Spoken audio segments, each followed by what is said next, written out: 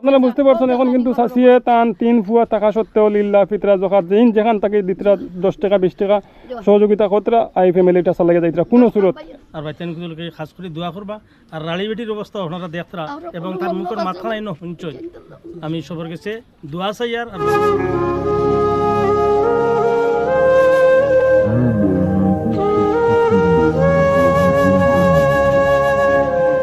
তো আসসালামু আলাইকুম। আপনারা দেখতে পাইতেন আমি এখন আইছি হাইলাকান্দি ডিস্ট্রিক্ট জানকির বাজার চিপসাঙ্গন পার্ট 1।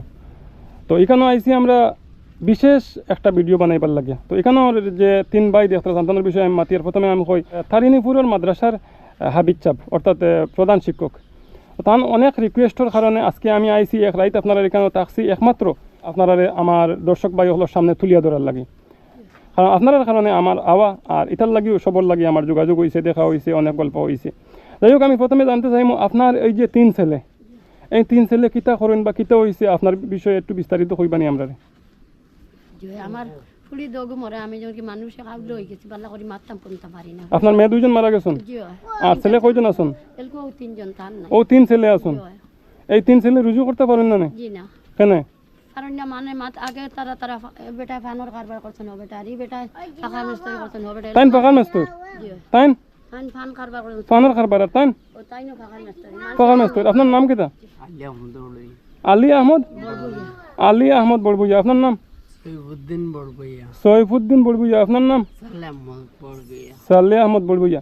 এই 3 ভাই দেখতরা আপনারা, এই চাষির 3 ছেলে, 3 ছেলে বেকার। আপনারা কইতে পারেন কিতার লাগি তন্দুতো নাই থাকতে বা দেখতেও সময় তো খারাপ লাগে না সুন্দর লাগে, কিন্তু তান্তানোর শারীরিক অবস্থা এতটা দুর্বল যে তেনে খাড়া হইয়া সুন্দর করে মারতে পারেন না। আপনারা মাছ শুনতে পারছেন অবশ্য, মাটিতে পাত্রা না সোজা করিয়া।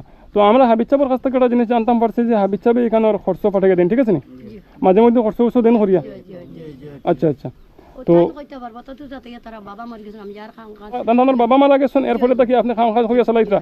যেহেতু তান্তানোর একটা সুবিধা হয়ে গেছিল, খাম খাজ করছেন, আপনি খাম খাজ বাদ দিলাইছেন, তেন রুজি রোজগার করছেন করিয়া আপনার ফ্যামিলি টানিছেন। এখন হঠাৎ করে এটা কেমনে হইল?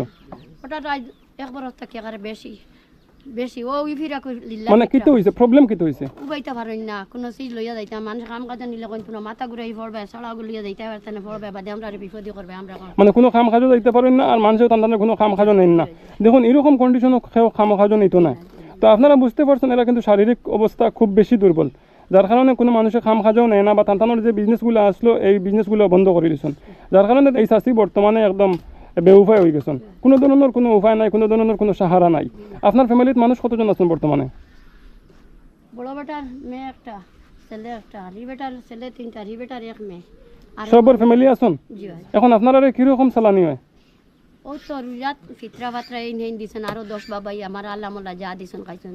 তান বাড়ির বাই ফুটে অনেক চাল ডাল ডেটা দিছেন যেগুলা ওগুলা খাইয়ার খাইছি। আরো এখন তো আমার আনছেন, আমি এখন কিতা করতাম পারি আপনারা লাগে? আপনি যেটা করতে পারেন, যেটা আপনি কইবা, যেটা কইবা তখন আমি সাহায্য। খালি আমার বাচ্চা গুণ খালি ভালো হইবার ব্যবস্থা, আর কিচ্ছুর কম নাই। আমার বাচ্চা জন ভালো হয়ে যেত, আমার সম্পত্তি এর তো আমার দ্বন্দ্ব আমার আর কিচ্ছু নাই। 2টা মেয়ে মরা আমি আবলো হয়ে গেছি, 3টা ছেলে মেয়ে তো আমার আমি আবলো হয়ে গেছি। আর দিন থেকে আমি ব্যাপার ওটা মরা অবস্থায় আমার বাচ্চা কইতো মাই তুমি ভাবতো ও তারা জেলা পারে না, তাদের পয়সা নিয়ে আমার দিলেন ডাক্তার কাছে নিয়ে ও আমি আসি 3 দিন থেকে তোলা খাড়া হয়েছি।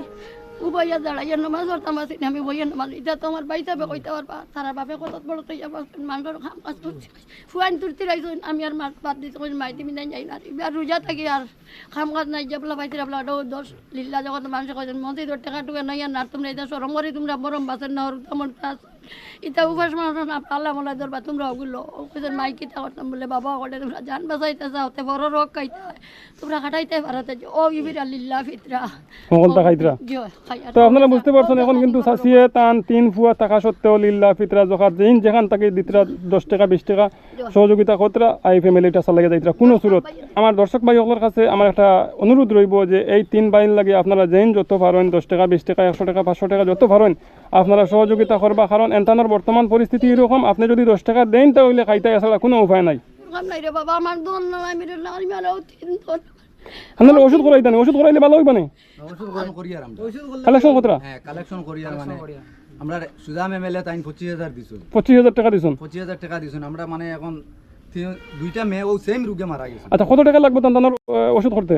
আমরা 3 লাখ 3-4 লাখ টাকা যাইব 3-4 লাখ টাকা যাইব মানুষ 3 জন মানে আচ্ছা নার্ভ রোগী মানে এখন মানুষ এখন আটই না মানে কোনো খারবারও যাইব আপনারা 3-4 লাখ টাকা হইলে এই তিনো ভাই সুস্থ হইবেন তো আমার ভাই ওগুলো কইম দেখেন 2 দিনের দুনিয়া আর এনতেন যদি এই 2টা দিন সুন্দর মতো উপভোগ করতে পারেন আপনার কারণে আপনারা সারা জীবন দোয়া পাইবা যার কারণে আপনারা কেউ মিস যাইবা না 100-200-500 যত পারেন দেখুয়া তান্ডে ওষুধ করাইয়া আমরা বালা করিলাই আর এরপরেও আমরা যতটুকু সহযোগিতা লাগে আমরা করিয়া যাইমু তাহলে তিনো বউয়ে যদি কিছু করতে পারেন তাহলে আমরা একটা ব্যবস্থা করিয়া দিলাম যদি তেনেন সুস্থ হইন না আমরা দোয়া করবো আল্লাহ তান্ডে সুস্থ করুক ঔষধের ব্যবস্থা হয়ে গেলে তেনে ভালো হয়ে গেলে তো আমরা আর চাওয়া লাগেন না আওয়া লাগেন না বাবা নির্বিকাতন রাগিয়া আনবা তারা বারোইবা আনবা তো তেনে যা রুজু করতে পারেন তেনে চলতে পারবা কোনো অসুবিধা হইতো না তেনে যদি সুস্থ হয়ে যান ঠিক আছে আমি এখন 1100 টাকা আপনার দিয়া যাই আর খরচর হ্যাঁ আপনি এক কাজ করাইবা হাবিজ সাহেব যদি খরচ করাই লিবা কারণ যেহেতু তাই খরচ করে দেন ও হিসাবে তানে যদি খরচ করাই লিবা আপনারা অগন্দি আজকের দিনটার কমসে কম খরচ করেন